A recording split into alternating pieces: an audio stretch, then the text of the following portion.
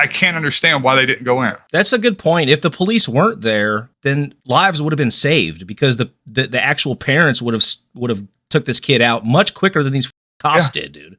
The cops were a hindrance in this scenario.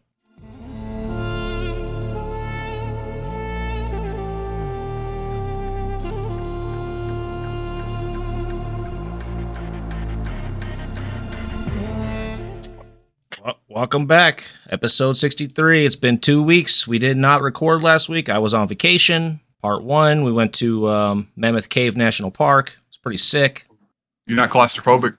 No, luckily. Dude, yeah, no shit. The main cave is humongous. You can't get claustrophobic in there. It's enormous, dude. I mean, it's the biggest cave I've ever been in by far, dude. It's ridiculous. Yeah, well, it's like one of the biggest caves in the world. It must be, because it's enormous, dude. Like, even there's private caves all around it, too. The whole area is just covered in caves.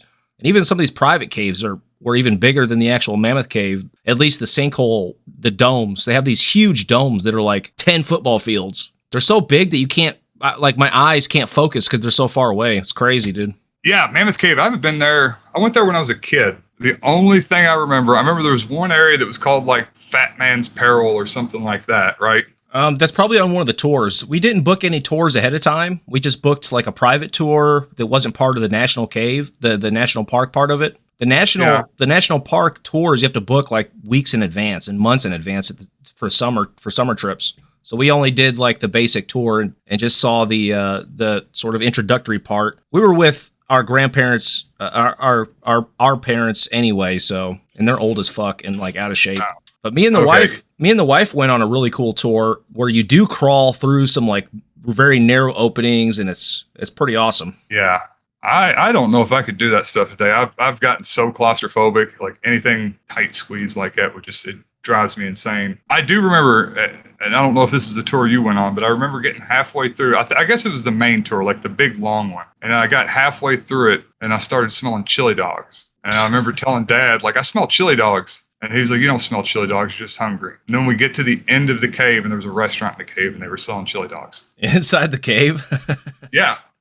Jesus this is back in the 90s, but you get to the very end and there's like a long set of stairs that walk up or go out, and there's a little cafe in the cave, and then there was also an elevator that you could take out. Yeah, we didn't see that part. There's so much to see there. Like we were there for 3 days. We had 4 days booked, but we left on the third day because people were crying. The old people were crying like babies.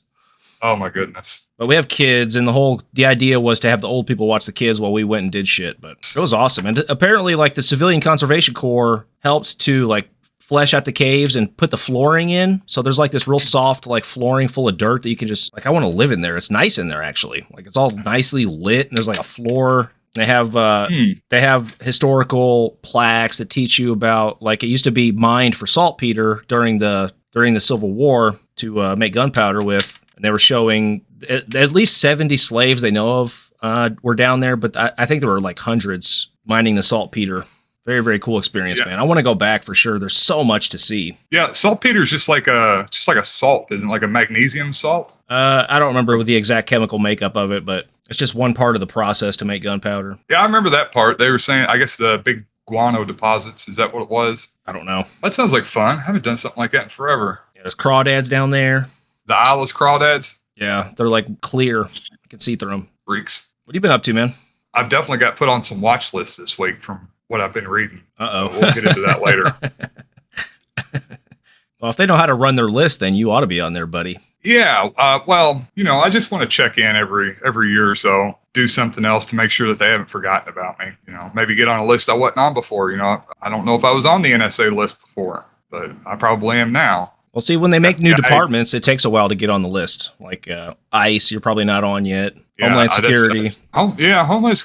I don't know. There's a 50-50 on Homeland Security based on the stuff I read. Well, let's get it started, man. First thing I wanted to cover, a little update on Uvalde here. I'm sure you've seen this by now, but we have new photographic evidence. I'm not sure how this came to light. They're doing some sort of investigation, obviously, and this was part of the information uncovered. I'm not sure how this got leaked, or maybe it was just turned over to the press, but let me pull it up here. So this is still from a video from inside the school, surveillance footage from inside the school. This snapshot is from 12:04, and the Border Patrol didn't storm the school here until 12:50. So this was 45 minutes prior to the police entering the room to kill Salvador Ramos. And what you can obviously clearly notice here immediately are the multiple shields they have and assault rifles, vests, helmets, everything that they were crying about that they didn't have available. Not that it would matter anyways. I think it's important to remember they should have went in with their service revolvers or their service pistols. Yeah. I don't know. I know all the cops around here, they have all this stuff with them. It's not like they have to call up a van. Hey, come here with our assault gear. I don't know. It was just bullshit to begin with. Obviously, it's just coming out now that confirming that it is bullshit.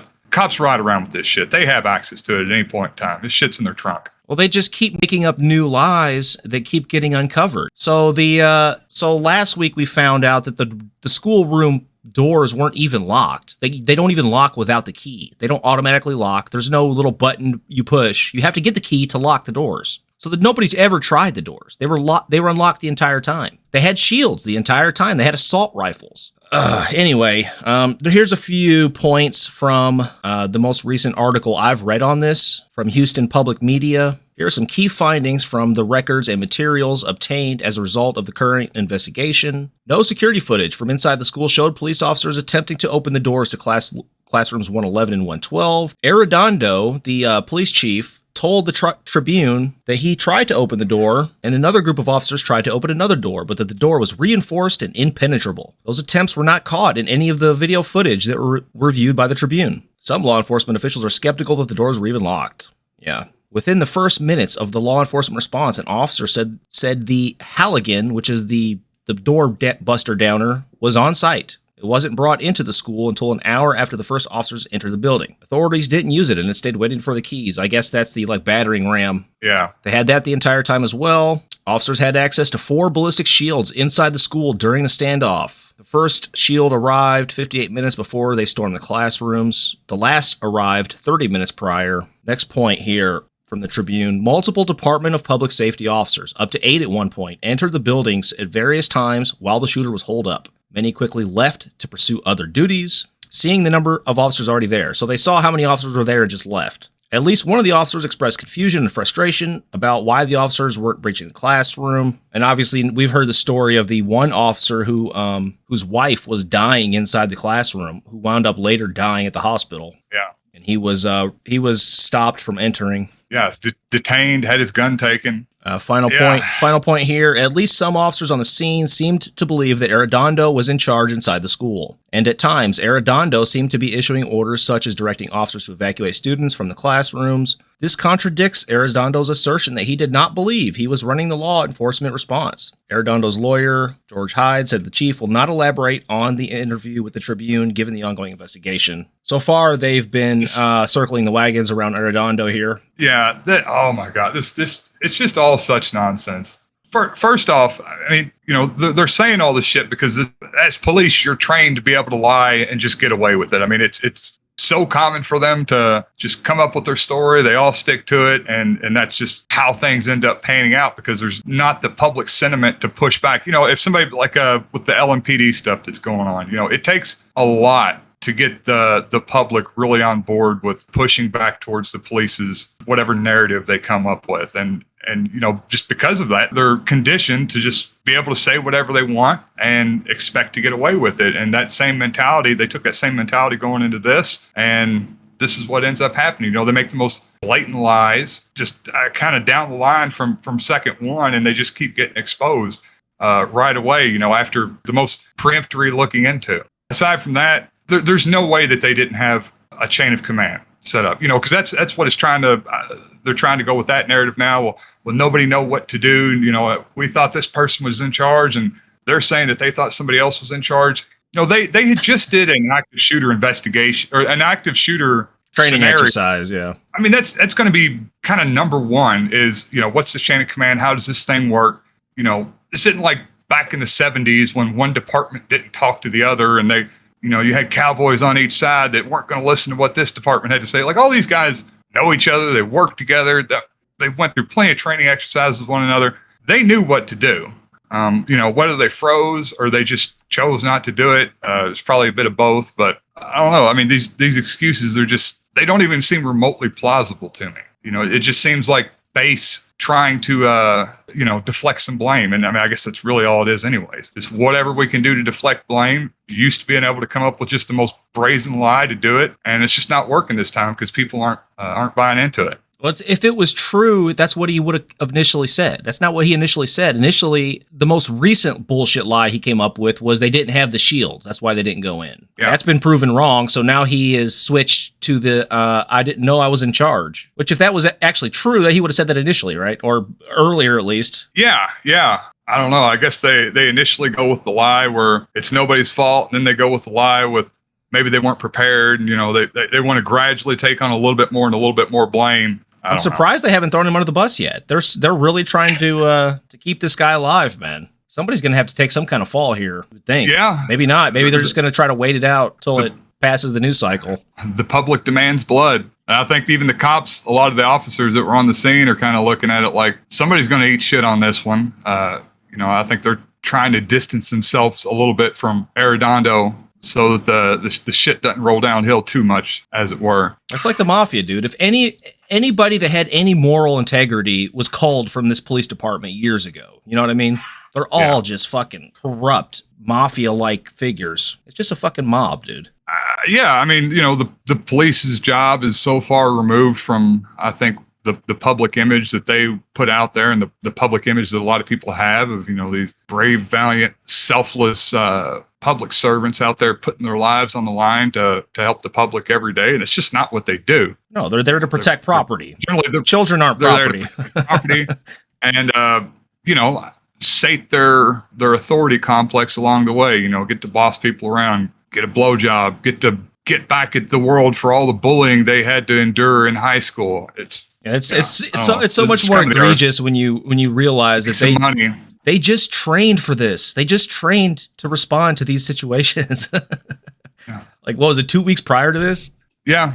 And, I'd heard a number. This is like 40% of this county's budget goes towards the police force. Yeah, that's pretty standard, though. Well, yeah, it is standard, and they're this just completely inept. I mean, that gets into the whole defund the police thing where people... Well, it's not ineptitude. They were doing what they're supposed to do, which is protect fucking property. Again, children are not... They don't care about protecting, saving lives and all that bullshit. That's not what they're for. Yeah, but you would think that, I don't know, like it's just a human decency thing. You would think if they just had human decency, regardless, if I got hired by some, mafia overlord to go out and regulate and make sure I get my collections, or, the mafia gets their collections, like, that's one thing. Like, okay, I'll be fine with doing that. But I still have, like, compassion and human decency to a certain degree. If a kid's in trouble, like, doesn't matter if you're a cop. It shouldn't matter at all. I mean, that if you are a cop, I mean, it should make it that much more imperative that you do something. But just as a citizen there with a training and a gun, aside from everything else, I can't understand why they didn't go in. That's a good point. If the police weren't there, then lives would have been saved because the actual parents would have took this kid out much quicker than these fucking cops did, dude. The cops were a hindrance in this scenario. Yeah, no, they definitely were. They definitely were. And it just, I don't know. Yeah, I've been seeing people make arguments. The police are under no legal opportunity to put their lives on the line for somebody else. And I can't imagine that that's how we want our police force to be set up. But okay, even if that is, they had no legal responsibility. Just as a human, you need to do that. They're not human, bro. They're cops. Exactly. That's what I've been saying. We had some responses on the YouTube clip from one of the previous cop videos, and I think some people were surprised at our vitriol. I think mine in particular, but towards the police. I feel like it's justified. One of the biggest problems in poor communities is over-policing. If they were fulfilling their role as protecting and serving, then there would be no such thing as over-policing. I mean, yeah, you have it being come at from two different levels, like you're talking about the systemic level of over-policing and these laws being put in place that disproportionately go after certain communities over other ones. And then on a personal level, this was the Vice documentary we watched, where these jobs just seem to attract a particularly scummy subset of people. people that really enjoy the power, and they're kind of given this lofty position in society that's very well respected, and they take advantage of it as much as they possibly can. They take advantage of it. Well, they get in pretty young, and they're around that culture of anyway. Let's move on here. I thought this was interesting. Slavoj Žižek wrote an op-ed in The Guardian last week around Russia's invasion of Ukraine. Now, in a sort of new phase, they've made some gains, but it's mostly been a standoff recently. They have essentially conquered the southern Donbass at this point, but it's going very slow. There's a lot of bloodshed. And I was pretty surprised to see Žižek take this stance. I mean, I'm not that surprised by it, but he came out pretty strong in support of arming Ukraine. And I thought it'd be interesting to go over this and see what his reasoning is, because he's a very smart guy, obviously. And he's a European. He's from Slovakia, and he's a leftist. So this is a real leftist supporting the arming of Ukraine, which has been basically one of the main points of disagreement between leftists on this particular issue. Like, should we arm Ukraine or not?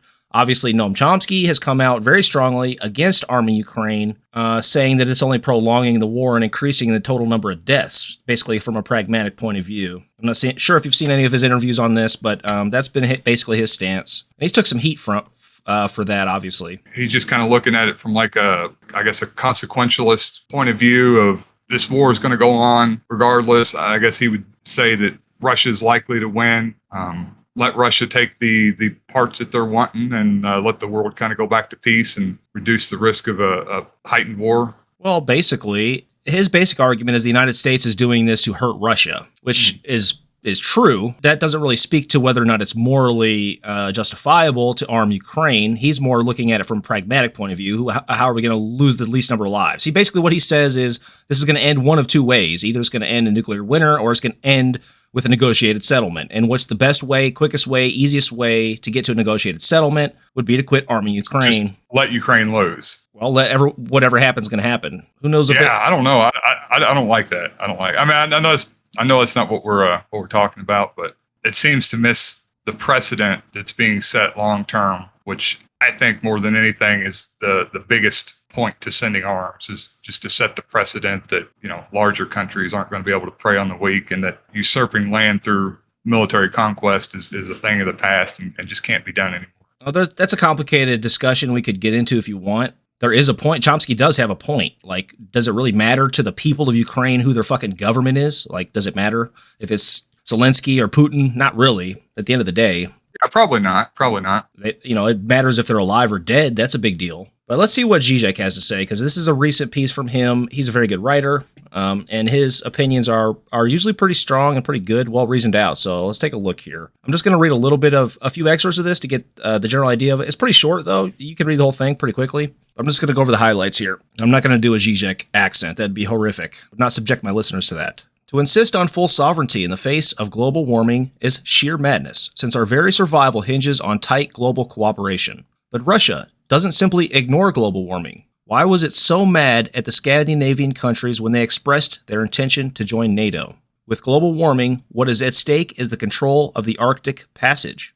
Parenthetically here, that's why Trump wanted to buy Greenland from Denmark. Due to the explosive development of China, Japan, and South Korea, the main transport route will run north of Russia and Scandinavia. Russia's strategic plan is to profit from global warming, control the world's main transport route, plus develop Siberia and control Ukraine. In this way, Russia will dominate so much food production that it will be able to blackmail the whole world. This is the ultimate economic reality beneath Putin's imperial dream.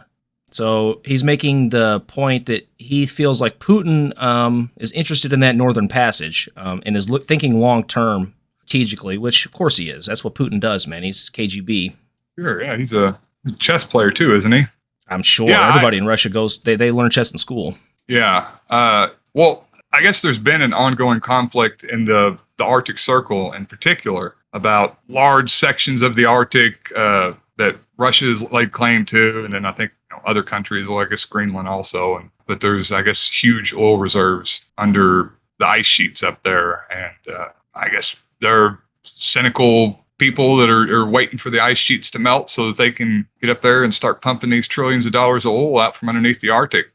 It's a huge economic boon to whomever would be able to control that region. The oil backs the war machine, and the war machine, it cares about getting more oil. It's a downward death spiral for the entire planet. While some leftists claim that the ongoing war is in the interest of the NATO industrial military complex, which uses the need for new arms to avoid crisis and gain new profits, their true message to Ukraine is, okay, you are victims of a brutal aggression, but do not rely on our arms, because in this way, you play in the hands of the industrial military complex.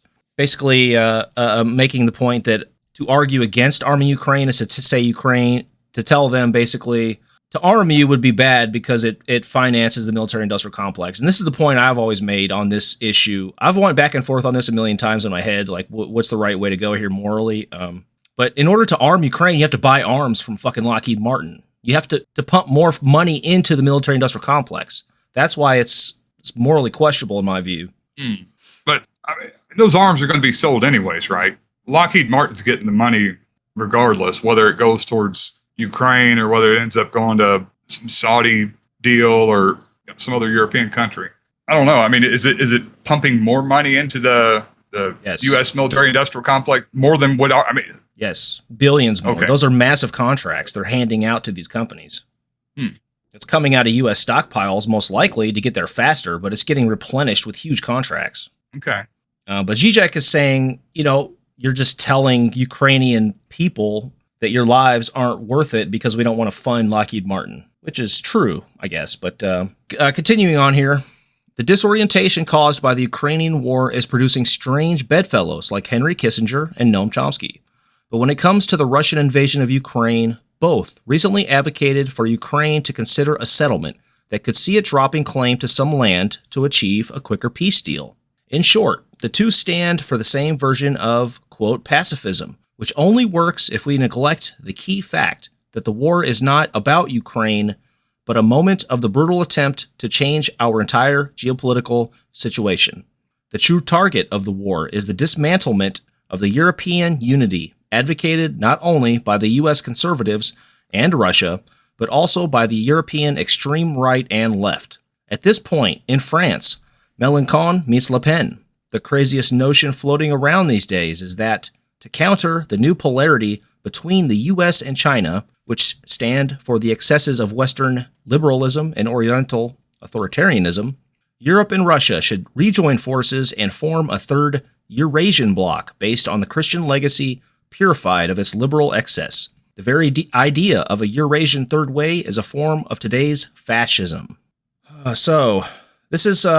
He's a European, obviously. This is these concepts are sort of foreign to Americans, but he sees European unity as distinct from what people like Putin and Trump are pushing for. And he's arguing that Kissinger and Chomsky are also supporting this sort of new third wave fascism in Europe. So, all right. I'm sorry. I just want to. The true target of the war is the dismantlement of the European unity, advocated not only by the U.S. conservatives and Russia, but also by the European extreme right and left. He's saying the target per Putin's Right. target is the dismantle. Okay. He's saying the conservatives like Trump are supporting Russia in this war because Russia's aim is to break up European unity. And in order to maintain American dominance, they need to keep Europe divided. I don't know. Is that what? It's a way to sort of draw a distinction between the old bipolar world of the Soviet Union and the United States dominating, and now a potential third, and let's not even ignore China. We can ignore China for now, but a third potential player in the world, the European Union, and Russia and the United States both have interests in seeing that divided. And this could be why conservatives in England, for example, with the withdrawal of England from the Eurozone, man, and conservatives in the United States supported that also. Yeah, I don't know. Do you think that that's what the U.S. conservatives and the right-wing conservatives, or the British conservatives, had on their minds when they voted for Brexit? That it was part of a larger long-term strategy to destabilize Europe as a competitor to the U.S. I don't know. Like I see how the argument could be made, but I don't know. Like I don't see why the U.S. would pursue something like that. Whereas, is it really going to be that detrimental to the U.S. to have Europe be a large economic bloc. I mean, it already is, and yes, I think it is. It seems to function fine with what the U.S. is trying to do. I mean, I don't seem to really be at odds on anything. Well, not countries like France and Germany. Well, France and England primarily, that are vassal states essentially since the Marshall Plan. But there definitely is a potential reason why the neocons would not want Eastern Europe to unite with Western Europe and form a large trading bloc and military bloc that is a direct competitor to the United States. Because Eastern Europe has interests in Asia as well. You know, these countries are supposed to be baby Americas. They're not supposed to be uniting in opposition to us. Yeah, I don't know. I wonder if they're uniting in opposition to us, or I don't know. I mean, this is obviously like super deep, four-dimensional Henry Kissinger's type global chess, and I really just don't know much about it. But I don't know why it couldn't just be that the U.S. wants to support Europe being a large. I mean, we already have a lot of sway over the European Union. Why not allow them to pursue being a larger economic bloc, and then we just profit off that? You know, they start generating more revenue, have more power, and then we have that power by proxy by having the power over them initially or already. Well, I think what he's saying is the reason that conservatives in this country have been so supportive of Russia's invasion of Ukraine is for that reason, because it's better for our interests if Eastern Europe is subjugated to Russia than if Eastern Europe is united with Western Europe. And obviously, Žižek is a European. This is a sort of Eurocentric point of view he's coming from here. But it's just a different take, and it's interesting to see where he's coming from. Sure, yeah. A little bit more here. When a country is occupied, it is the ruling class which is usually bribed to collaborate with the occupiers to maintain its privileged position, so that the struggle against the occupiers becomes a priority. The same can go for the struggle against racism. In a state of racial tension and exploitation, the only way to effectively struggle for the working class is to focus on fighting racism. This is why any appeal to the white working class, as in today's alt-right populism, betrays class struggle. And I just want to say this is a brilliant point by Žižek here. I would love to see Chomsky's response to this. This is a very well thought out point here. He's basically saying that opposition to occupation is paramount for the left, in particular in Ukraine in this particular instance, in time and history, because the occupiers and the elites of the country will work together against the working class. And this is his main point here. Yeah, that seems to be pretty historically justified, that statement. The wealthy, the business class, they're not really concerned with who they're selling their wares to. I know what was it? I don't want to talk out of term, not being able to back up what I'm saying. But there was a lot of major industries in France and Holland when the Nazis come in that Sure. just thrived under it. You know, and it was the same people that owned the. I remember, I used to know the names of them. But yeah, you know, it was the same people that owned the businesses. But the Nazis come in, and the Nazis like, hey, we'll just give you these insane contracts because we want to keep the business going. We want to keep this region having some economic power, and we want to make you happy. We want to make the wealthy people that have sway in the country happy. So it seems like the wealthy always turn out pretty well. I don't know any specific details about this, but I'm sure this is always the case. I know Poland, this was the case. Even in Ukraine, this was the case. There's collaborators every time. The elites always collaborate with the occupying force. They don't care who the government is, because the government is subjugated to them. Yeah. All right, continuing on. Today, one cannot be a leftist if one does not unequivocally stand behind Ukraine. To be a leftist who shows understanding for Russia is like to be one of those leftists who, before Germany attacked the Soviet Union, took seriously German anti-imperialist rhetoric directed at the UK and advocated neutrality in the war of Germany against France and the UK. So he's comparing Russia's invasion of Ukraine to Nazi invasions in Europe. Yeah, I think that's fair. Well, we were neutral. I mean, the United States was neutral. We didn't arm France. Yeah, and I think it was kind of a blight on our reputation at the time that we didn't get involved earlier. I mean, I guess there wasn't the big part of it was there just wasn't any public will in the U.S. But a lot of our elites openly supported the Nazis and their fascism. Shout out to Henry Ford and Walt Disney. Yeah, it's a good point. I don't see the struggle I have is comparing the Nazis to the Russians. I don't think they're equivalent. Obviously, they're not morally equivalent in the way they operate their societies. Although there's similarities, there's not. Obviously, it's just not as bad. It's not that Yeah, bad. I mean, it still sucks. It's still yeah, fascist, but the outcomes of the occupation are different, but the initial justification for going in is just conquest, right? Yeah. I mean, that's no different than what the Nazis were doing. Sure. Hopefully, I don't think there's any concentration camps showing up in Ukraine, but yeah, their initial motivations are exactly the same. So I buy it. On the day I am writing this, we learned from the media that WikiLeaks founder Julian Assange's extradition to the U.S. has been approved by the UK Home Secretary Priti Patel. His crime? Nothing other than to render public the crimes confessed by Bush's slip of the tongue. The documents revealed by WikiLeaks revealed how, under Bush's presidency, the U.S. military had killed hundreds of civilians in unreported incidents during the war in Afghanistan, while leaked Iraq war files showed 66,000 civilians had been killed and prisoners tortured. Crimes fully comparable with what Putin is doing in Ukraine. From today's hindsight, we can say that WikiLeaks disclosed dozens of American Buchas and Mariupols. So while putting Bush on trial is no less illusory than bringing Putin to the Hague tribunal, the minimum to be done by those who oppose Russia's invasion of Ukraine is to demand Assange's immediate release. Ukraine claims it fights for Europe, and Russia claims it fights for the rest of the world against Western unipolar hegemony.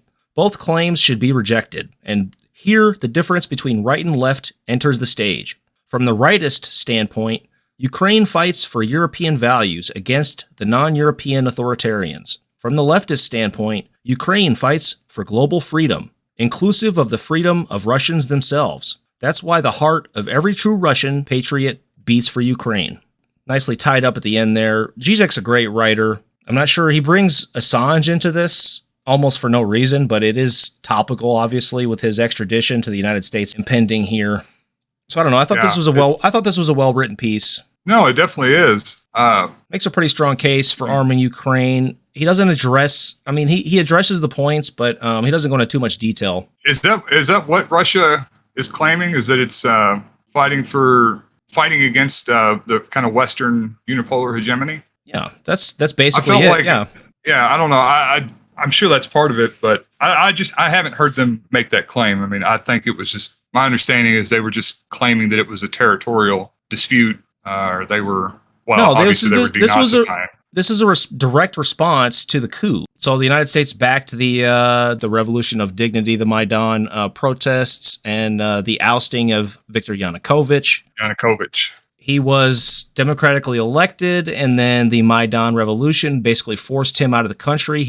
He's in exile in Russia. He was in talks to join the European Trade Partnership to sign a deal with the European Union. He wound up backing out of that and instead opting for an agreement with Russia and the Eastern Bloc, the new Eastern Bloc trade that Russia is orchestrating over there. And the protests erupted in mostly Western Ukraine and Kiev. There were snipers that were shooting protesters that were traced to Ukrainian security forces working for Yanukovych, although there was no direct evidence that he ordered these snipers. It's really unclear. It could have been CIA. It could have been Yanukovych. It could have been Putin. It could have been lots of people. Who knows? But anyway, Yanukovych was democratically elected, and the United States did support these protests. Now, whether or not they had forces on the ground encouraging the protests, nobody really knows. There were Azov battalion members in the streets pretty heavily there that you can see video footage of. Complicated situation, but yeah, Russia is pissed off basically.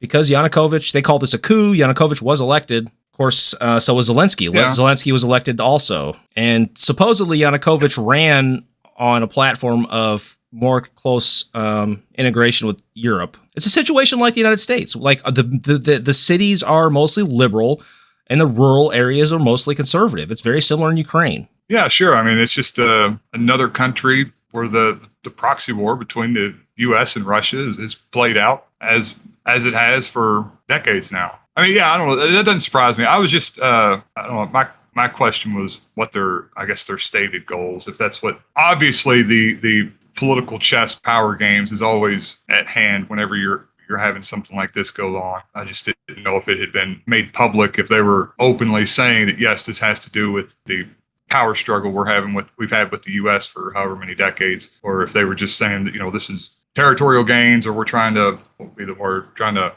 liberate the peoples that they're part of a Ukraine that they don't want to be part of. Like this people in the Donbass region. Well, there were laws enacted after the Maidan. There were anti-Russian laws enacted. Like there was some anti-Russian sentiment in the country. That's not justification for a fucking war, obviously. But this brings up an interesting argument that goes back to the early 1900s, the days of Lenin. He has this famous quote. Let's see if I can find out exactly what this is from.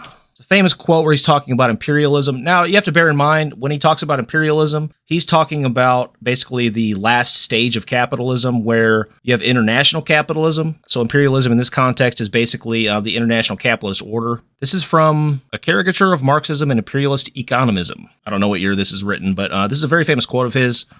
Quote, imperialism is as much our mortal enemy as is capitalism. That is so. No Marxist will forget, however, that capitalism is progressive compared with feudalism, and that imperialism is progressive compared with pre-monopoly capitalism. Hence, it is not every struggle against imperialism that we should support. We will not support a struggle of the reactionary classes against imperialism. We will not support an uprising of the reactionary classes against imperialism and capitalism. So this is just the argument that was used, for example, during the invasion of Finland or the invasion of Hungary by the USSR and Stalin. But the point that Lenin was making was that, so for example, capitalism is better than feudalism. It's not always the case that an imperialist aggressive act is going to be reactionary. Sometimes it's progressive in nature, is his sort of point that he's making. Yeah. And this has been used as justification by tankies for Russia's invasion of Ukraine. Not applicable at all in my view, but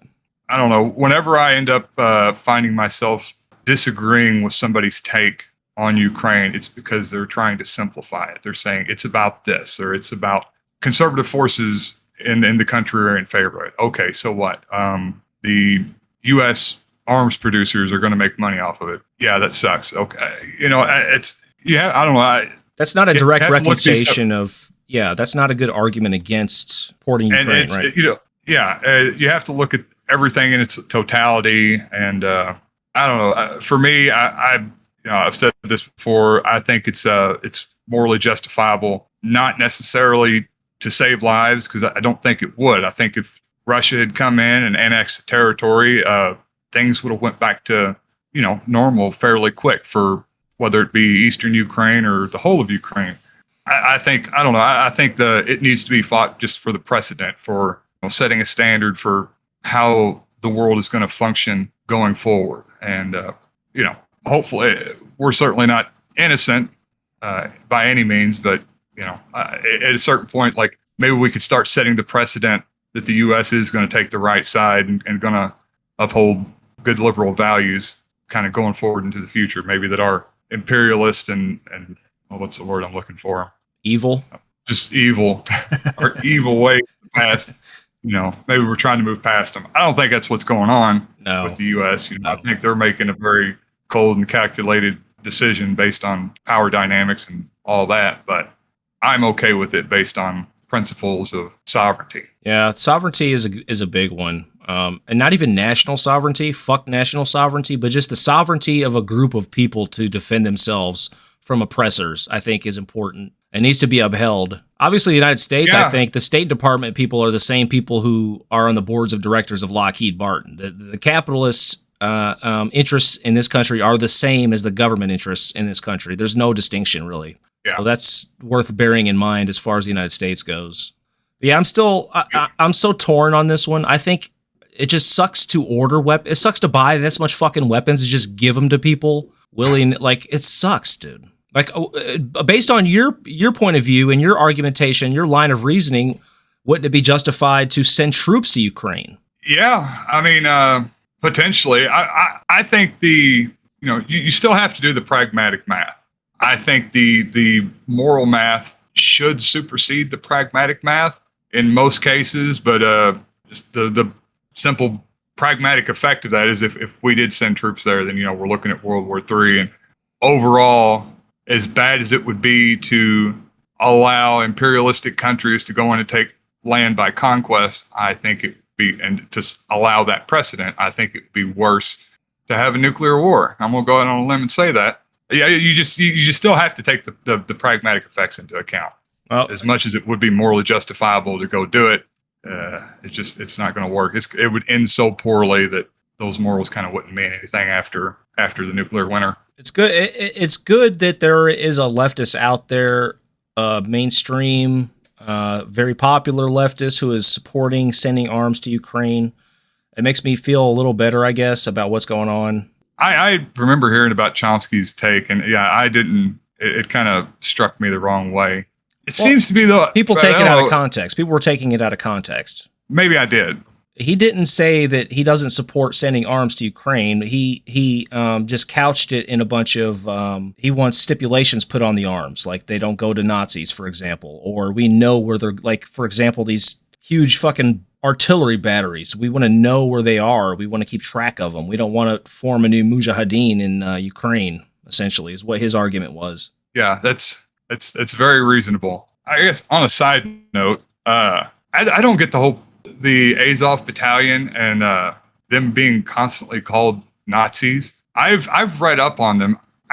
What's the fear around that? Like, there's certainly a nationalistic right wing of the Ukrainian military, but I don't think are there any they're not like planning Kristallnacht. They're not going to do anything. Yeah, I mean, you have that in militaries everywhere. There's a certain subsection of the U.S. military that are going to be incredibly right-wing, nationalistic, white supremacist.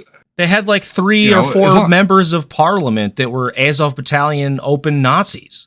Imagine if we had open Nazis in the fucking House of Representatives, dude. What does that mean, open Nazis? Like, what does that mean? They supported a Nazi, a sympathizer. He was one of these guys who worked for the Nazis during the occupation of Ukraine. Okay. I mean, but like, was he going to do something, or did they just like... Yeah, he fucking massacred Jews and shit. He massacred Slavs and Jews. He helped with the Holocaust. So is that the worry? Like, if we give them money and arms, they're going to massacre Jews? Like, I don't know. I'm just like, honestly, I'm trying to figure out what the worry is. And I've read up on the Azov battalion, and they certainly have some, repugnant ideals, but the actions that they're trying to take, like, I'm not aware of what actions they're planning on taking if they get power. They just seem like a bunch of crazy right wingers in the military, which seems pretty par for the course for for militaries in general. They're made up of kind of crazy nationalistic right wingers. Well, I would say 2 things in response to that.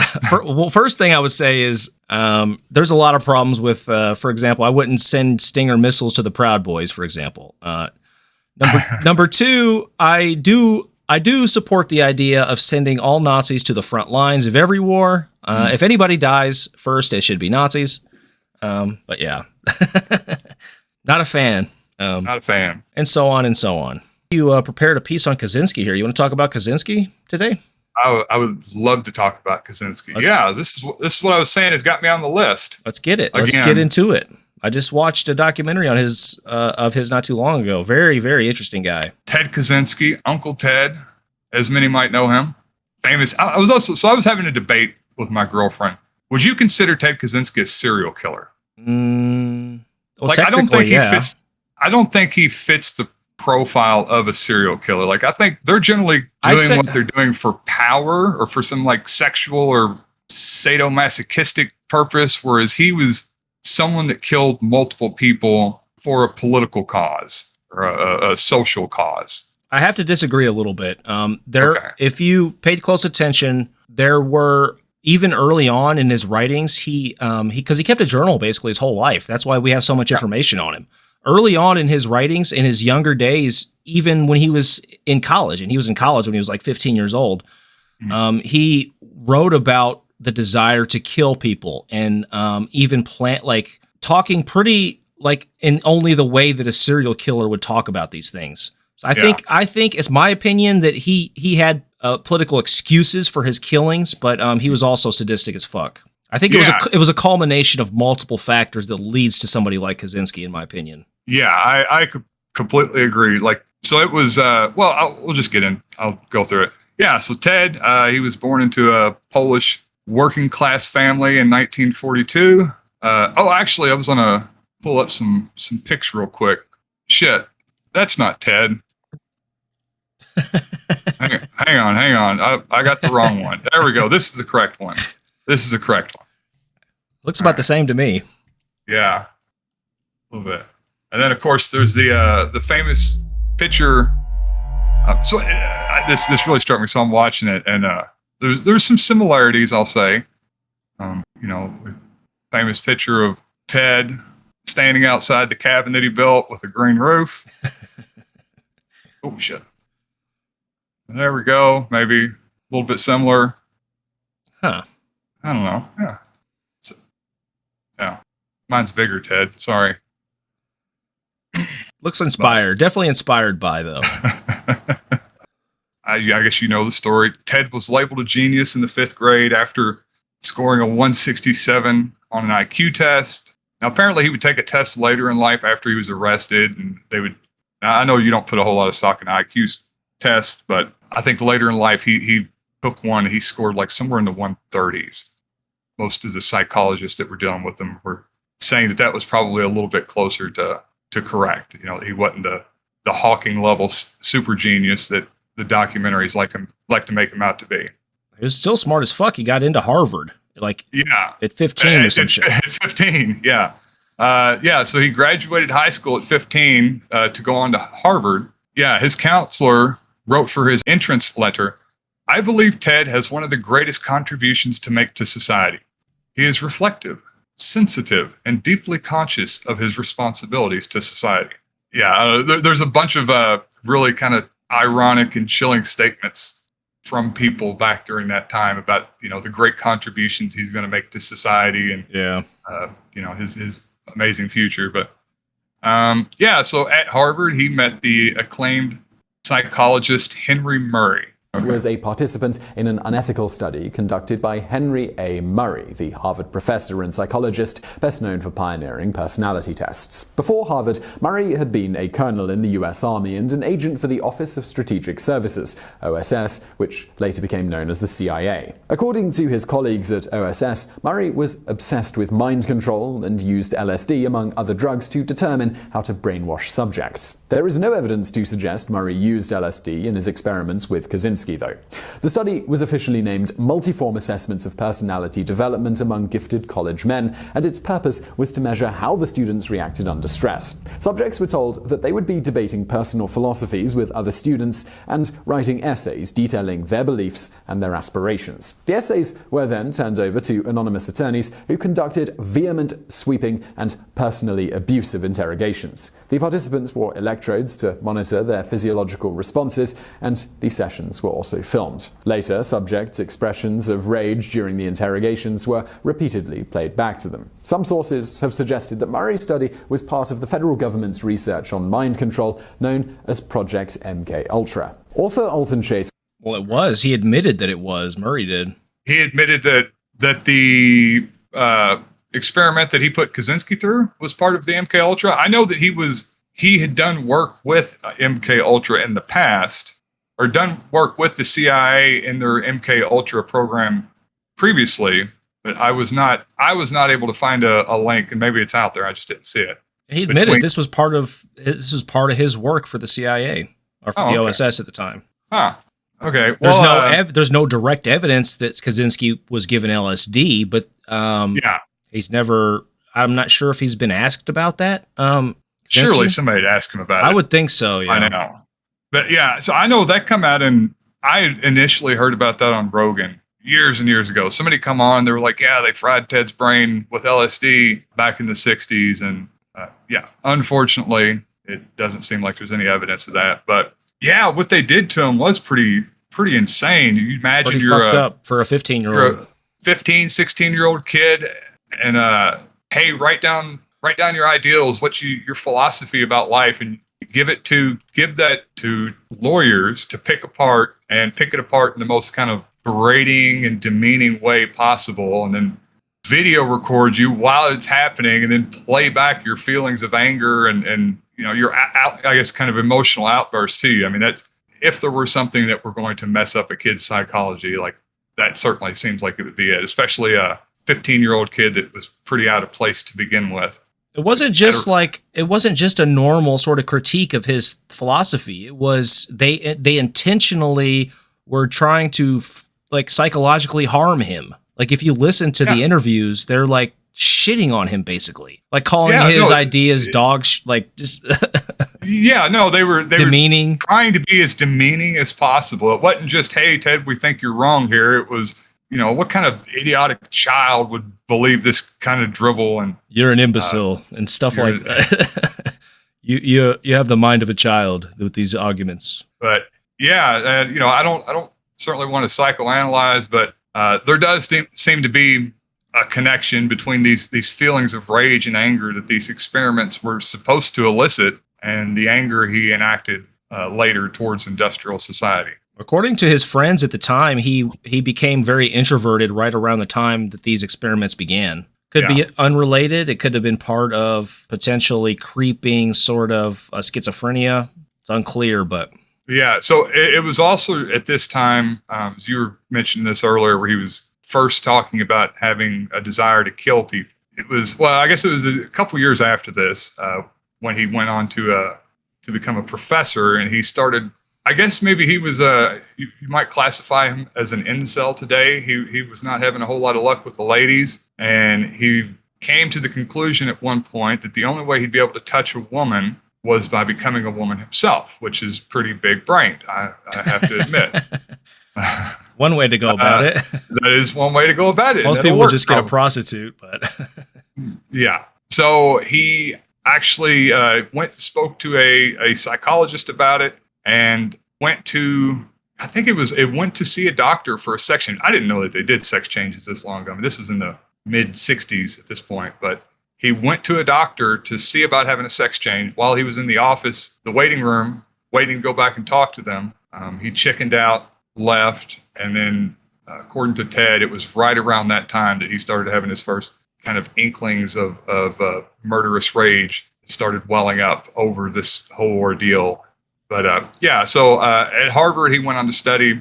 After Harvard, he went on to study at the University of Michigan. He specialized in geometric function theory and wrote his dissertation on boundary functions to very high acclaim. His doctoral advisor remarked that his dissertation was the best I had ever directed, winning a prestigious prize for the best mathematics dissertation.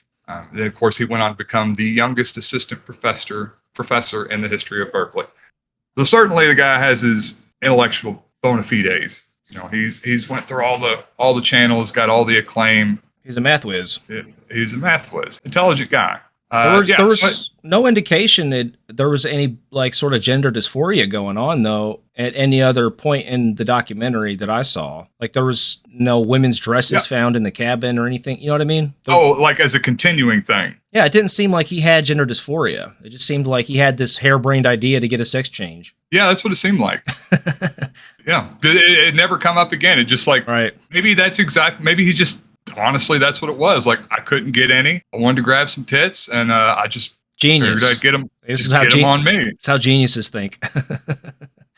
We need to do the meme where it's like the small brain, little brain. It's like galaxy brain. Like, sit at home and jerk off. Get a personality. Get a personality. Get my own tits. Yeah. Anyway, so I ended up downloading, and I've been reading and listening to Ted's essay, or commonly known as the manifesto. And this is, Industrial Society and Its Future. So that was the name of the manifesto. Apparently, he does not like calling it a manifesto. He refers to it as an essay. But anyways, manifesto has such negative connotations. Does now. Do you remember when this happened? Do you remember when this all come out? I was very young at the tail end of it. Yeah, 95 was when they published the manifesto. And I think it was like April 96 is when they caught him. Yeah, I remember vaguely like this stuff happening, hearing about it. And when I was in 6th grade, so this might have been 97, I dressed up as the Unabomber for Halloween to go to school. Sam remembers this because he was up there at the time. But yeah, I had the glasses and I had the hoodie and the whole deal. So I've always been interested in this guy ever since then. But anyway, so I wanted to talk about some of the theories and ideas that he presents in the manifesto. And there's one in particular, about, I guess, modern leftism. So anyways, the psychology of modern leftism. So as I was reading through this, I saw a lot of applicability towards the whole woke debate that's going on right now. And It was interesting that a lot of these terms and ideals that I thought were a little bit more recent had been going on for a while. And I guess maybe Ted was just a little bit ahead of everybody else. So we'll go through this and I don't know, see if there's any merit to the ideas that he's espousing and see if this is applicable today. Ted defines a leftist as an anti-individualistic, pro-collectivist. He wants society to solve everyone's problems for them, satisfy everyone's needs for them, take care of them. I don't know, do you think that's an agreeable assessment? That sounds like a neocon. A neocon? That's something a neocon would say. Oh yeah, it sounds like one. Yeah. Yeah, I don't know. I thought, interestingly, his use of the word society versus government. Generally, when the attack is levied from a right-wing perspective, you'll have the less personal use of the word government, almost as a separate entity. Government with a B. Government, which it really is. I don't know. Society, I thought, was a much more fair categorization. Sure, I guess. So Ted defines leftists as mainly socialist, collectivist, politically correct types, feminist, gay, disability activists, animal rights activists, and the like. Now, he's not talking necessarily about the movement or the ideology, but the people that follow, the people that partake in these ideologies as a psychological type. Also, when he's referring to leftists, he confines his definition to modern movements and not those of the 19th and early 20th centuries. I think he says that that's still up for grabs on whether or not they would be leftist under his definition. Psychological leftist, I guess we'll say. Here's a quote from Ted. The leftist is oriented toward large-scale collectivism. He emphasizes the duty of the individual to serve society and the duty of society to take care of the individual. He has a negative attitude toward individualism. He often takes a moralistic tone. He tends to be for gun control, for sex education, and other psychologically enlightened education methods, for social planning, for affirmative action, for multiculturalism. He tends to identify with victims. He tends to be against competition and against violence, but he often finds excuses for those leftists who do commit violence. He's fond of using the common catchphrases of the left, like racism, sexism, homophobia, capitalism, imperialism, neocolonialism, social change, social justice, social responsibility.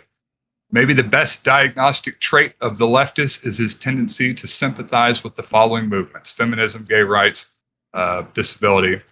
Anyone who strongly sympathizes with all these movements is almost certainly a leftist. So he's defining leftist by instead of defining the term, just like putting anything into a bucket called leftism. Yeah, he's getting at what he would refer to as a psychological type. My reading of him is he's less concerned with the ideals and the actual movements, and he goes on to say that, there's nothing wrong with feminism, anti-racist movements, yada yada, but that the psychological type of the people that get engrossed in these kind of movements is he feels like a symptom of the larger problem, which is the technological system that we're all trapped in. And these would all be surrogate activities, according to Ted. So these are things that people partake in because they don't have real meaningful activities to engage in.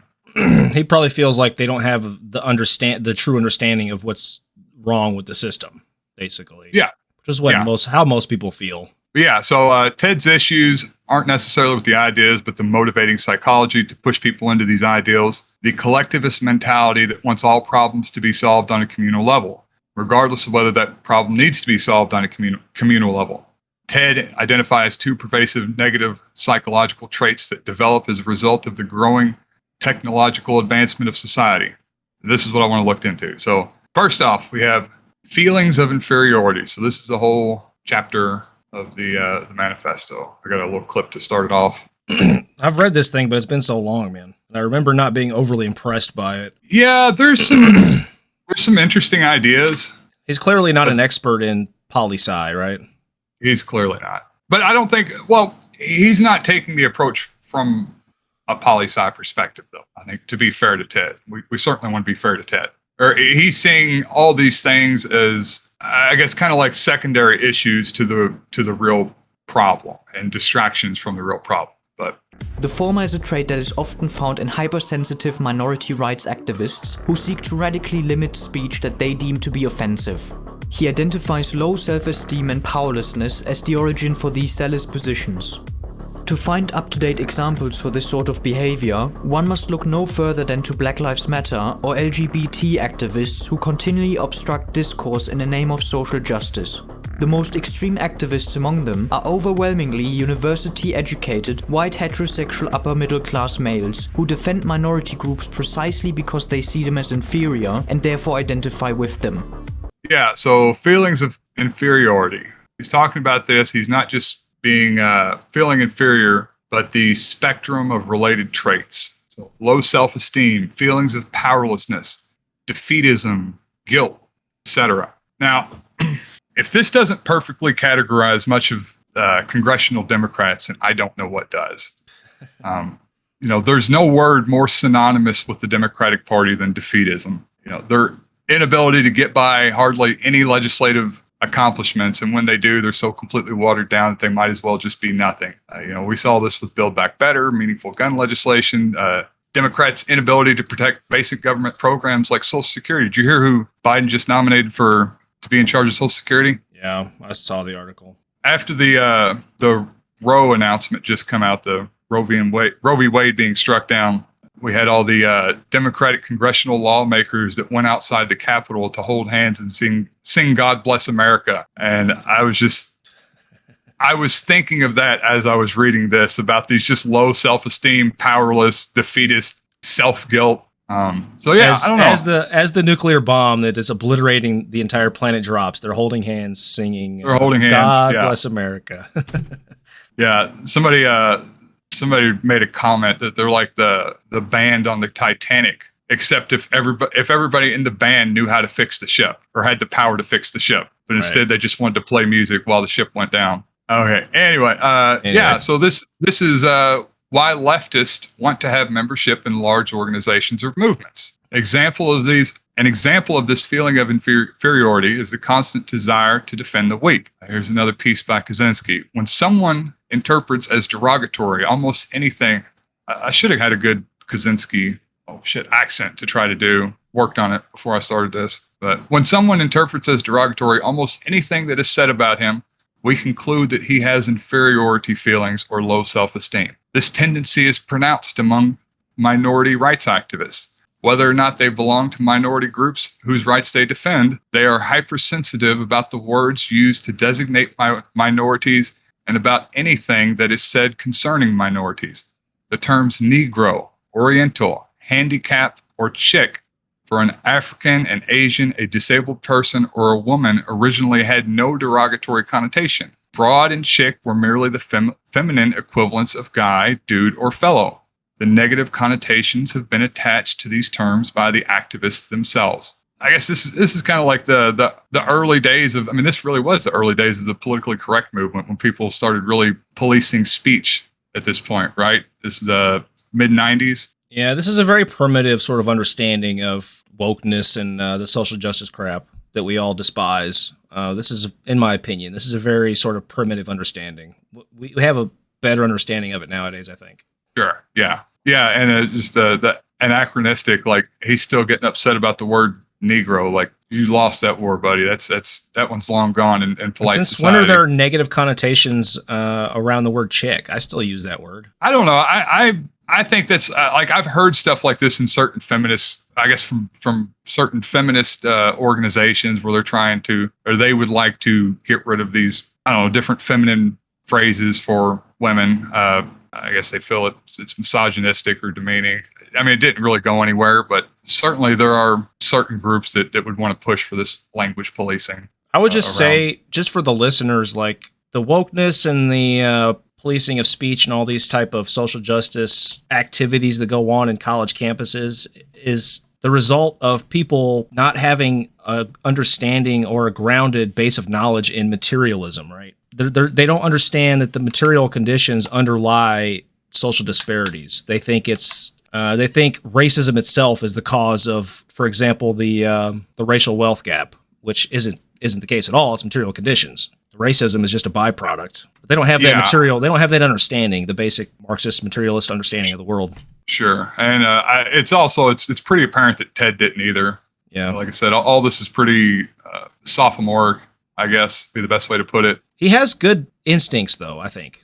That's what I was going to say. His intuitions. I think a lot of his intuitions are on point, but they really need fleshing out and a better understanding of what you were just saying. Better understanding of material conditions and kind of the poli-sci background on how to assess these issues. But so this is why we have upper and middle class kids, white kids, wanting to defend and perhaps being the predominant defenders of LGBT or inner city people. I don't think this is anything. I don't think this is anything out of the ordinary, right? Like, have you seen this? I feel like I've seen it. It's something I've kind of chuckled about throughout the years. So whenever I have been to these left wing gatherings, it's filled with all sorts of people, but there are always in the positions of leadership, and the majority of the people there are like upper and middle class white people, like the people that are I guess least oppressed, and I don't know, they always seem to be. It's like I guess this is what the liberal guilt is that you hear about. Like,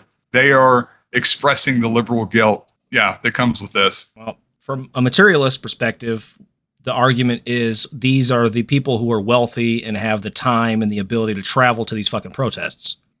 Yeah, man, certainly that's part of it. There seems to be a bit more of a, I don't know, maybe it's just college educated people. There's a bit more of a social awareness, and that's what causes these things to be predominantly wealthy white people. I know, like I said, when I went to the Breonna Taylor protest in March up in Louisville, we're right there in Louisville. It was more than half white people, and they were like young white people. So, large black community obviously there. They certainly showed up, but most of the people there were like college students or people in their 20s or 30s, white people. All the black people are off like spending all their welfare checks and smoking crack, right? Is that what it is? Obviously. I would be too if I had a welfare check to spend. Anyway, so Ted's assessment of why leftists always want to champion these different minority groups is that leftists view these people as inferior, and they identify, so I guess two parts. They view them as inferior, and they identify with that inferiority. This is from Kaczynski again. Many leftists have an intense identification with the problems of groups that have an image of being weak women, defeated American Indians, repellent homosexuals, or otherwise inferior. The leftists themselves feel that these groups are inferior. They would never admit to themselves that they have such feelings, but it is precisely because they do see these groups as inferior that they identify with their problems. We do not mean to suggest that women, Indians, etc. are inferior. We're only making a point about the leftist psychology. Yeah, this is a great point. I've heard this exact same point from modern leftists, like people like Bhaskar Sankara. This is a pretty solid critique of liberalism. Yeah. Feminists want to prove women are as strong and capable as men because they fear that they may not be. This is what we see play out in modern woke cinema, for example. There's this clear effort made to make women strong, capable, and self-reliant in an overt way. And it almost suggests that they feel like they will not be strong and confident and capable if they're not made overtly that through the medium of whatever art it is that they're putting out. You can't just do a Sarah Connor, just a badass chick. You have to have a Rey Skywalker or whatever. So it is this psychological self-hatred that drives leftists to hate America, Western civilization, white males. To have succeeded, one must have somehow, somewhere suppressed someone else. I've been listening to two people all week, Ted Kaczynski and Slavoj Žižek. What a combination they've made. Experienced the same situation already 25 years ago at a very politically correct conference where white liberals were excelling each other into who will humiliate himself more. We are to blame everything. Oh, Eurocentrism, we brought slavery, it's nightmare, we are guilty of everything. Christianity, the worst one, it was invented to screw other races and so on and so on. And then a black friend of mine, not to embarrass him, I will not mention his name, said, well, wait a minute, guys, we are not so innocent. We also had our own Louis Farrakhan, black racism and so on, and I noticed that the mighty white liberal professors exchanged these embarrassed gazes, which means precisely, no, sorry guy, we are to blame, we are nothing. Who are you to say that you are also nothing? The message was clear. precisely when white liberals humiliate themselves, like, and I notice this again and again, like, we are worthless, we don't have the right, like, if that's subtle racism expressed in this forum. That was Slavoj Žižek. He is very upset about reverse racism, as am I. He's sort of making the same point that Kaczynski's making here. Yeah, making the exact same point. It's this it's a psychological tendency that exists in certain leftists for kind of this self-hatred and self-deprecation, or this apprehension to, I guess, give non-minority peoples any credit in any situation. Obviously, it's not endemic. It's just certain people. But it is a psychological type that's pretty identifiable. Yeah, fucking liberals. We have a term for this in the hood. It's called Captain Save-A-Ho. Everybody's trying to play Captain Save-A-Ho. Yeah, so there, Žižek talking about this kind of tendency for self-hatred, self-deprecation amongst these white liberals going on. So they say they hate the West because it is warlike, imperialistic, sexist. But when these same faults appear in socialist countries, they make excuses. I immediately thought of somebody like Hassan when I read this part, where he just wants to, I guess, make excuses. I mean, well, we saw this with the whole Russia thing, where he was equating anti-US with anti-imperialist. So Russia must be doing something good or must not be completely bad because the US is opposed to them. You see this a lot. I would disagree with that take. I would say that it's okay to try and provide more context to what's going on in Russia and Ukraine right now without being a tanky. Like you can say, hey, how about 2014 Maidan? There's other things going on than just these things don't happen out of context. Everything's in context of the history. Sure. And I'm always a fan for adding more context to anything. I don't think that's what Hassan was interested in doing. And of course, you see this a lot with the Cuban Revolution, for example. I mean, obviously, I guess I'd be a supporter of the Cuban Revolution, but I've read people that really try to whitewash and downplay the atrocities and the negative aspects of that revolution after the fact. It's a weird. It's like rose-colored glasses, right? You always, I don't know. There is a point there that, yeah. It's an opposition. It's this overt opposition to anything Western, just to be opposed to Western, just because that's the more powerful side. That's the side with all the power, and you want to oppose power, so you support anything that is against power. There is always a strain in any discussion of I'm more counterculture than you. That there's always that strain. I mean, that's tankies, right? They're it's not just tankies. One step forward. There's even people to the more extreme than tankies. Well, sure. So the conclusion is that leftists don't hate the West for the reasons given. They hate the West because it is successful, and this is what leftists hate more than anything: is successful people, successful entities. This take, I don't know about, buddy. I don't know about this take. Don't let your address be public knowledge. Then might be getting a little package from old Teddy.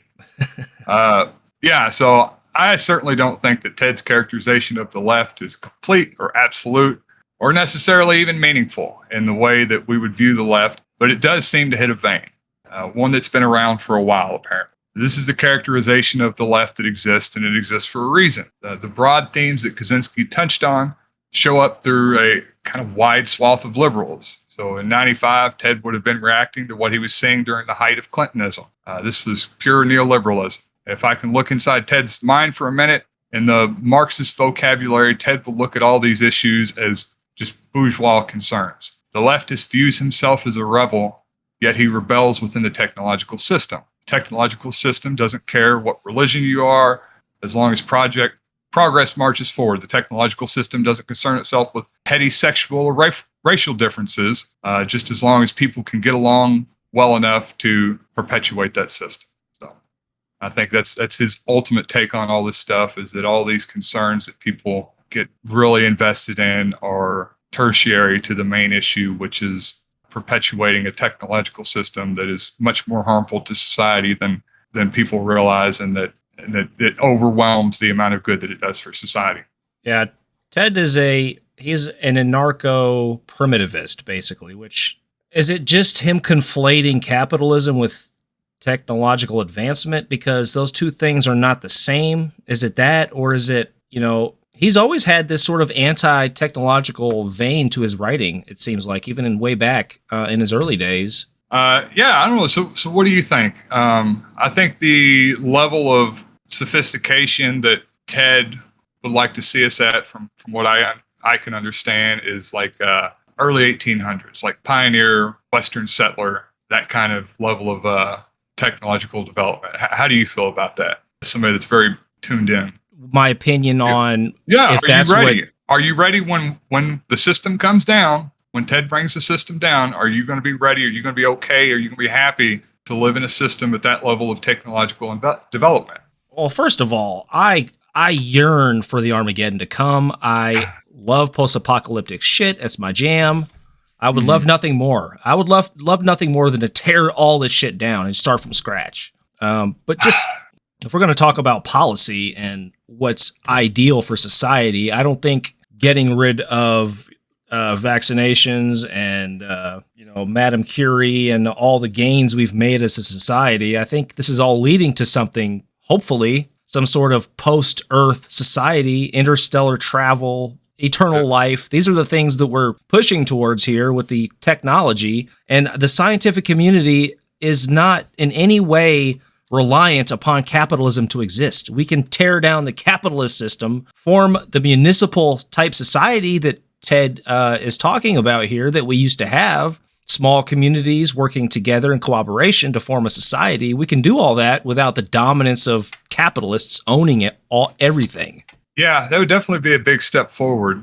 I know he talks about just That's what I didn't get. That's what I don't get out of Ted. I don't understand what his argument is. Why? Why is technology the problem? Does he ever state that explicitly?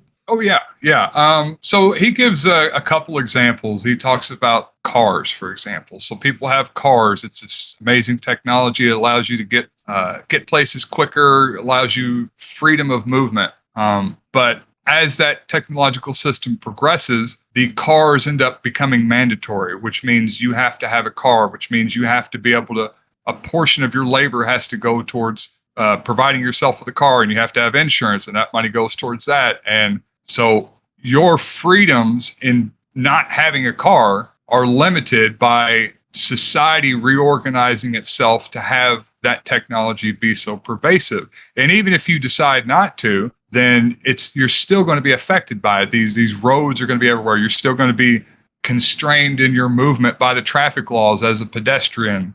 And then, of course, the long-term consequences of the pollution caused by these sorts of technologies. And that's what he's concerned with, is that with every great technological advance, all these constraints and kind of shackles are added to each individual that is causing an incredible amount of stress, depression, suicide, environmental destruction. And those seem to be his big concerns. I guess you could say the same thing about phones. We have social media. Anywhere we can stay in contact with anyone, we get all the latest news. But do the positives of having access to the world at your fingertips outweigh the negatives of the increased depression, increased stress, wasted time? You lose how many countless hours staring at your phone for information that really is meaningless. And I think Ted's doing an arithmetic there, and he finds that the benefits are not outweighing the negatives to any of these technologies. And of course, also with phones, like you're kind of compelled to have one, which means you're going to have to spend a certain amount of your labor to have a phone, to buy it, to pay for it, and to sure, but stay in the system. Technology multiplies the productive capacity of human beings by exponential amounts. Like productivity has gone up tremendously since the Industrial Revolution, simply because machines can make shit faster than humans can make it. That's why we have such a higher standard of living. It's because of the technology. Cars are shit, phones, the internet, it's questionable. If we can't regulate this some way and prevent disinformation, then maybe it's not an overall benefit. But theoretically, it should be. It's democratizing, at least, or it should be. Yeah, I really think that the answer is, I guess, further democratization of the workplace and of the economy. This is something you've kind of talked about.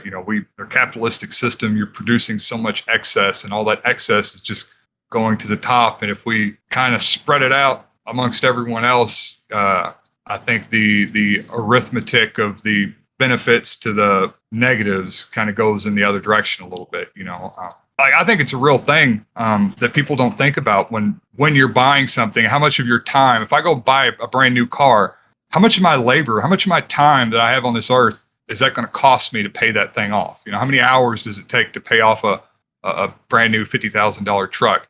And you have to pay for gas, and you have to pay for insurance. But these things could be cheaper. We could not be giving large portions of the value of these products to the wealthiest members of society, and then it would significantly cut back on the individual time investment that each person has to make. Well, trying to meet you halfway, Ted. You redistribute that labor value, redistribute it more equitably, and that solves the problem. His environmental concerns are his biggest argument, in my view, and the answer to that again is you take control of the system. There's no reason that technology has to be destructive. It can also clean up the environment. Yeah. If you point it in that direction, it's just a tool. We didn't really talk about his bombings, but he started off just bombing like university professors and shit that he didn't like. He had some history with some of them, I think, at first, didn't he? I don't know. I don't think he had any personal history with any of them. His last bombing was the only one where I was like, yeah, that's a pretty good bombing. He bombed like the advertising exec for like Exxon. Yeah. I was like, that's probably justifiable. The rest of them are really dumb. Yeah, fair enough. Yeah, he was bombing. I think some of his earlier bombings were like scientists that were working on gene therapies. Yeah. He went after some like forestry executives. I guess we call it forestry, logging executives. It didn't seem that thought out. It seemed more like he just wanted to kill people. Yeah. Or like, I don't know. So I've been kind of going back and forth with my girlfriend over this because she's concerned with how much I've been talking about Ted recently and pointing out the similarities between us. Shoot him a letter. I was thinking about it. I was actually just looking that up a little bit ago. He's like 80 years old now, and I'm sure he gets a lot of letters. I imagine. That would be cool. It'd be cool to have a handwritten letter from Ted Kaczynski. Fuck yeah. But so we've already went over this. I think he made some great points, but it was just, there was a lot of anger. There was a lot of frustration. And I think that really overshadows the message that he was trying to get out. Like, I don't think there's anything inherently wrong with what he's saying for the most part. Yeah, I don't know. I wouldn't agree with him on everything, obviously, but I certainly think he makes a lot of great points. And I don't have any issue with violence in the pursuit of a noble goal if the damage done by the violence is going to be less than the damage done by not doing the violence. But I don't see how any scenario where that arithmetic works out in what he was doing. He was going after like mid-level scientists and professors and all that. And it really just, it seemed like it was just anger kind of being unleashed on the world. Like, he could have picked some better people if he was going to do it. Right. All in all, I think, he had some good intuitions. Just, it seemed like there was definitely some sort of sickness going on. I don't know. It was another scenario like Anders Breivik, where he was arguing in court that he wasn't crazy. Yeah. Pretty strange. Never a good look. Never a good look.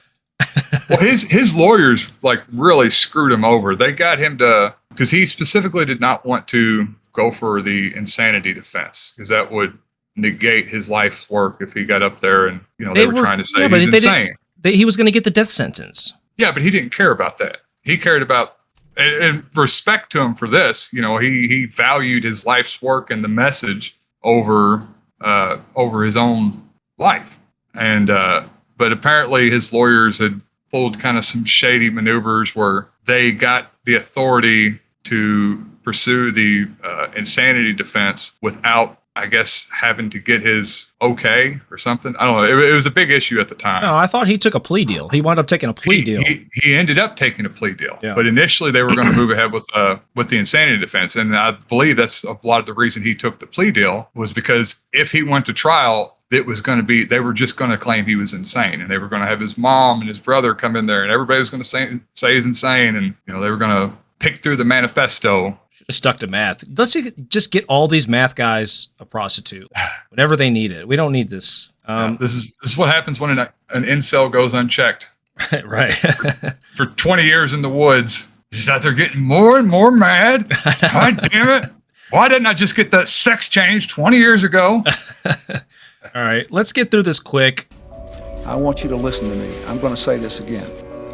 I take the fact that he develops weapons of mass destruction. I want the truth! I never told anybody to lie. Not a single time. Never. It's fake news. It's totally fake news. Made up, fake. We can't let the world's worst leaders blackmail, threaten, hold freedom-loving nations hostage with the world's worst weapons.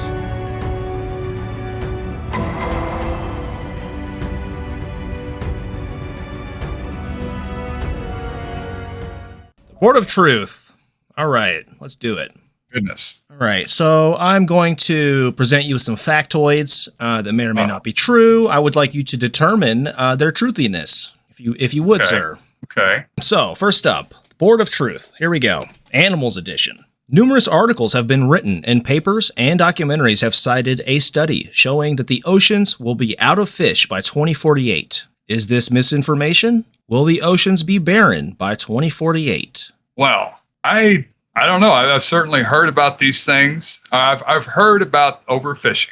I am aware that there are predictions that with the further destruction of the coral reef, we're going to have acidification of the oceans, which is going to lead to mass fish die-offs. Also, as melting ice from the polar caps, we're going to have changing of the ocean's temperatures, which also lead to fish die-offs. I am very pessimistic when it comes to the ocean. I think 2048, if we get that far, we're probably lucky. I know this too. When I went deep sea fishing, I didn't catch a single fish, and I'm a master fisherman. So if there were any fish in that ocean, I would have caught them. That's pretty solid evidence. Therefore, no fish.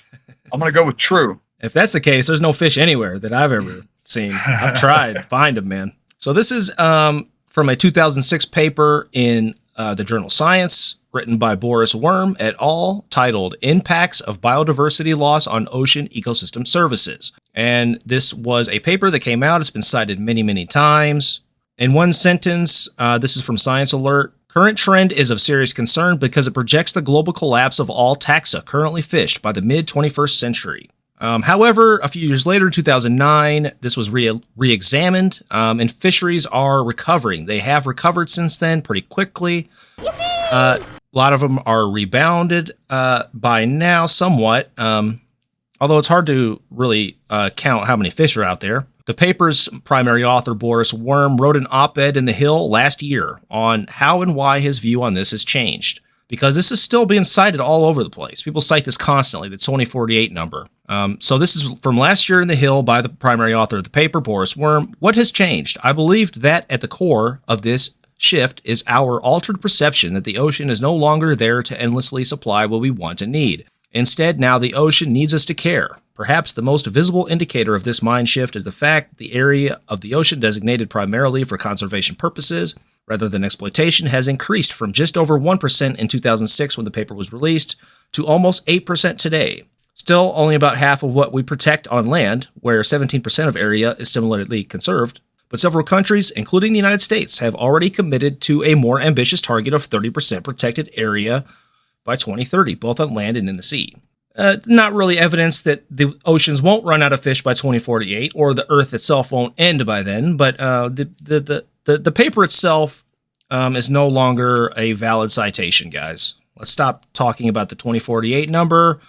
Makes us look bad when we cite dumb shit. I'm just thinking like thinking about the utility of scare articles about true things, but that maybe overblow shit. Let me fucking change my camera. That's quite a final image you've left the ladies and gentlemen out there, Tony. Thank you. Yeah. So do you think that it would be advantageous to cite articles that are like, let's say some climate change or the fishery thing, that it's advantageous to have articles out there that overplay the potential negative consequences so that the political system, which is, always undershoots, it seems like, and always is slow to react, like maybe to be able to get them moving a little bit quicker to increase the urgency amongst people? Or is the downside of it getting found out and used against the people, is that greater than the potential upside of getting more rapid action? Well, as presiding judge over the Board of Truth, no, there's no utility. Truth above all, Tony. All right, moving right along here. Nothing is more luxurious than a down comforter. But according to the internet, ducks and geese are regularly plucked while still alive. ? Is this true? Or is this fake news? So I would want to get some qualifiers in there, or some verification, some clarification. That's what I'm looking for with something like this. Now, here with all these pussy liberals in the U.S., I cannot imagine something like that happening. But is the question, is it happening globally? Well, there's a lot of savages out there, and I could definitely see some of them scarier countries doing horrible things like this, probably wherever it was that Fauci keeps his beagle torturers, probably that country. Iran, yeah. Venezuela. But unfortunately, as we just learned from Ted, there's too many liberal pussies here in the U.S., and if they heard about something like that going on, they would shut it down in a heartbeat. So, sure. No U.S., yes globally. Right. Let's find out if you're correct. Oh, no. Around 80% of the world's down and feathers used for items like jackets, sleeping bags, and bedding come from China, with the live plucking of ducks and geese a common practice. This involves painfully ripping the feathers out of the bird's skin, leaving opened and bloody wounds, a process repeated multiple times before they are finally slaughtered. Yeah, so they do this multiple times. I guess they grow back and they do it again. If you buy a down anything, odds are this is where the feathers come from, unfortunately. But oh my God, it's not just ducks and geese. This is fairly common among many of God's creatures. Great documentary here, by the way, narrated by Joaquin Phoenix. In 2015, clothing brand Kubra shut down their Australian operations and began importing rabbit fur from Europe. Oh no! Oh, they got it tied down. The rabbits too, man. What is rabbit fur even used for? Australia also imports fur from China. Sweaters, Angora. Angora's from a type of rabbit. Okay.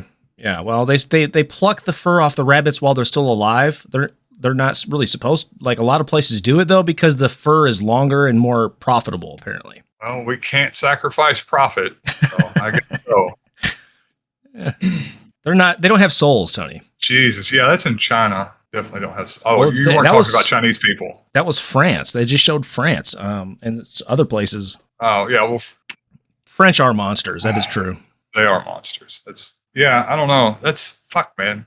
It's so horrible. That'll really get me going. Anything with animal abuse. So it's just upsetting. Right. Italy is known for its exotic delicacies, like this here fried lamb's brain. One of these treats is a specialty cheese that is infested with maggots for 40 days before being enjoyed by the residents of Italy. Is this true or fake news? Maggots. I don't know. I'm trying to think. What would I'm going to say, so I know a little bit about cooking. Maggots eat dead flesh and rotten animals, animal byproducts. There's nothing rotten in cheese. You've got different bacteria and mold and fungus in there, but they're not. I don't know. They're not rotten. I don't know what there would be for the maggot to eat, I guess, and why they would throw the maggots in there. I don't know what part in the cheese making process what function they would serve. So I'm going to say that it's fake news, bullshit. It's all fake news. It's phony stuff. It didn't happen.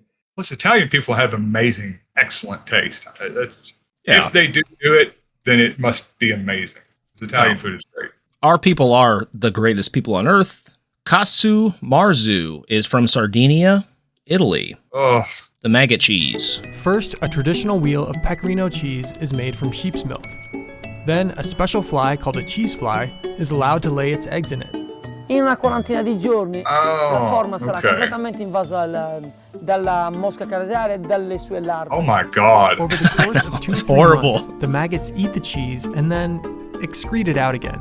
transforming it into the soft and creamy kasumarzu. Oh. Fa il sapore piccante e il sapore diverso, gusto pastoso. Spicy. He calls it Devo dare spicy. il lavoro che fa la mosca. Doughy flavor. You could just have cream cheese, buddy. I get where shit like this comes from. You know, these are old peasant foods. And, Yeah, sure.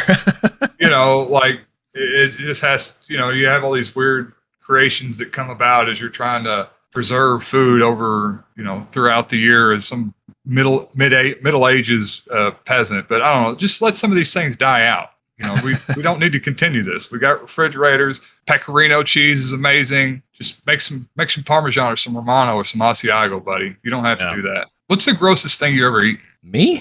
Food-wise? Yeah, food-wise. I don't know, man. I've eaten a lot of shit. Yeah. Whatever they feed you in culinary art school. Yeah. Tripe and all that stuff. Frog legs are pretty gross. I don't know. Yeah, frog legs aren't great. Mountain oysters, I've never had anything like that. I don't know. What about you? I don't know. I think I've had some, like, I guess some of the raw seafoods. Like I had raw urchin roe. Oh, like, that's horrible. Shit like that. Oh, yeah. the roe's not bad, but actually urchin itself, like the raw. Yeah, no. I had the roe, but it was like. Oh yeah, the roe's not that bad. It was like straight from the ocean, but it was still it was not good. I did not like it. There's no point to that shit. Just fucking cook it, man. Just cook it. I love sushi. We got a kitchen right here. I love sushi, but I don't know. People go too far with that shit. I don't even know if some of that stuff's edible. This is Representative Ashley Hinson and others have been speaking out against California's controversial bacon ban. Have the liberals gone too far this time by banning the internet's favorite food? Yeah, most likely. They hate America and God. And bacon is no more perfect representation of all that is godly and American. All right. This is a tweet from Ms. Ashley Hinson, Representative, U.S. House.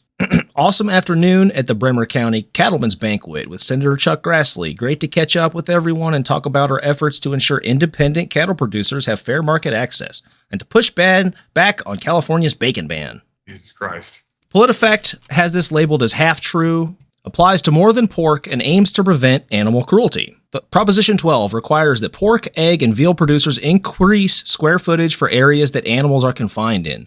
The law bans the sale of products in the state from companies not following standards set to prevent animal cruelty. Proposition 12 would ban more than pork, but the main goal of the law is to prevent animal cruelty. So we can only make bacon if we get to torment the animals. That's the only way. The best way to frame anti-animal cruelty laws is to frame it as a ban on bacon. Yeah. Jesus Christ. Americans. If you are looking for a dish that is easy to prepare with limited access to a full kitchen, then you are going to love this next dish. This Inuit dish from northern Greenland is nothing more than a bag stuffed full of rotten birds that is buried and left to hang out for 6 months or so. Is this truth or fake news, Tony? No, I absolutely love Anthony Bourdain, and Bourdain described this as, I believe he said this was the most disgusting thing he ever ate. Hey, they take a seal skin, I believe, and then they put puffins in there, right? And then they sew the seal skin up and then like throw it under a bunch of rocks to ferment for like 6 months. Pretty good. That's pretty close, yeah. Yeah, something like that. That's the preparation. Let's take a look at it. This horrific nightmare of foodstuffs. This is after it comes out. This is after it comes out. Yeah. So on the disgusting foods thing we were talking about earlier, I got really into making sauerkraut there for a few years. Like I was making very large amounts of it. And it looks really, if you do the traditional way of where you let it ferment, it looks horrible. Really? And you're eating out of it. But anyways, what I was going to get at is like, I started trying to experiment, putting other things in there to see how they fermented with the sauerkraut. And the smell and the texture of even like an onion or like garlic, when I put garlic in there and let garlic ferment, it was horrible. Now, I could only imagine if I put like a baby bird down in my sauerkraut as it was fermenting for 6 weeks or whatever. Just the horrid smell and sliminess. They're wearing gloves as they peel the skin off this bird. And they just eat it straight, like they don't don't even cook it. They're just eating it straight like that. It looks raw and rotten, and look at the feathers. Ugh. Yeah. once again, I got when you're Vikings and you went there, you're not going to see another ship for 15 years. You eat dead, rotten baby birds, or you don't live. But just like leave that shit back in the 12th century. That's nobody after the Enlightenment should ever eat anything like this. This just proves that natives are savages, right? Yes, absolutely. Let's see her consume a piece of this before we move on. There we go. Is that really what we need to do? There we go. I want to smell it. All right. Next up, Breakout Labs, the science arm of Peter Thiel's venture capital empire, has recently funded a startup that can grow synthetic muscle tissue for human consumption. Purportedly, this process can be replicated with any animal cells, even rare or exotic animals. The website advertises that we may soon be eating lab-grown steaks from tiger, elephant, or even primates. Perhaps even human beings. Is this truth or fake news? I hope it's true. This would be absolutely amazing. I get to try human meat without any of the stigma that I got from last time I tried it. Right. Let me be a cannibal in peace, guys. Jeez. Thankfully, we got great men like Peter Thiel coming in to save us. Thiel and Musk and these guys are going to come in. They're going to solve our problems. And this is just where he started. You want to eat a freaking hyena? You're going to get your opportunity. We're going to have some lab-grown hyena meat. I've always wanted to try snow owl. Yeah. What's like the rarest animal? There's like 2 of them left. Like that's what I want to try to eat. Like some sort of leopard from Nepal or whatever. Siberian tiger. Why snow owl? They look cool because they're so endangered. Oh, okay. Yeah. Fair enough. So it's more about the like the forbiddenness of it, of eating an endangered animal. I just want to prove my dominance over other species. Yeah. Fair enough. And poor people. You don't get to eat these wild exotic animals, poor people. Well, actually, this is actually not that great because if he starts producing these meats, then poor people will get to eat exotic foods, and then it won't even be exotic at that point. Well, yeah, capitalism kicks in, competition will drive down the price. If frickin' McDonald's has a snow owl burger, is it going to have the same draw to you to try it? This is fiction. Peter Thiel, in fact, only eats humans that he personally hunts on Epstein Island, where he plays the most dangerous game with missing journalists. So this is not true. Not yet. Maybe one day. Hopefully one day. Last up here. Octopuses have 8 brains and an IQ of 40.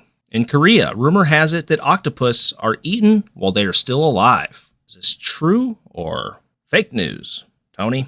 I'm pretty sure this is true. Know that octopuses are smart. They can definitely solve puzzles, simple puzzles. I'm just looking like I know some people from Akron with IQs of 40, and they kind of have that look in their eyes. That look in their eyes and the smell of gasoline emanating from their pores. Those were the days, weren't they? Yeah, and I don't know. Them Asian people like eating shit that's still alive and moving. And once again, I bet Anthony Bourdain did the same thing while he was over there. So I'm going to say this is true. You're all over this one. This is pretty well known by now. These clips went pretty viral a few years ago. Let's turn it up to get the ASMR going. Ugh.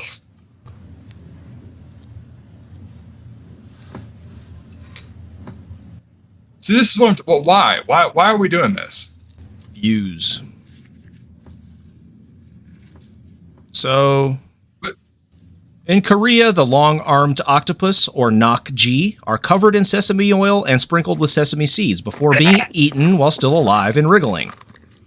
So nakji is considered dangerous to eat, particularly while drunk, because the suction cups can get stuck in the throat. Now, this is thinking of Gollum going, we likes it raw and wriggling. Typically, like in a real restaurant, they cut it up and it's still moving on the plate. But on the internet, like last year, this went viral because they were eating whole live octopi. I would be so scared that one of them stickers would like get caught in my throat and then I'd choke because it was like trying to like, it got down a little bit, then it got stuck and I could just feel this little tentacle moving in my throat and I can't breathe and it gets pissed off. It shoves its up through my trachea and down my esophagus. Yeah, whatever the one goes to your lungs. His head pops out and he goes, Dave! Dave! Dave! Dave. It's a reference very few people without children will get. Also, in a related story, the yin yang fish is a dish that had begun being served in 2007. There's a TikTok of the yin yang fish being served on a plate. Oh my goodness. This is absolutely horrifying and was first introduced in Taiwan, like I said, in 2007, where it was declared illegal. However, this is now fairly common on the mainland part of China, I guess. It was picked up by some restaurants there. So what they do is they gut and deep fry the fish, being careful not to damage the head. So it is still alive, but this is just cruelty this is like food for sadists. It's like cruelty for the sake of cruelty. There's no reason to do this at all. This is the worst form of humanity being expressed here. This poor fish is dying, breathing, looking around on the plate while his body is about to be consumed. It's fried, just completely crispy, hopefully. Yeah. Alive. This is horrifying to look at, yes. Oh, goodness. I don't know. I don't care about fish that much. I think, who was it? Kurt Cobain. It's okay to eat fish because they don't have any feelings. So take that to heart, people. Well, that solves that age-old question of the sentience of lesser animals. Yeah. Yep. I mean, really, this isn't really a beard yet. You're darn right it's not. That's how they get you. They're under the goddamn ground.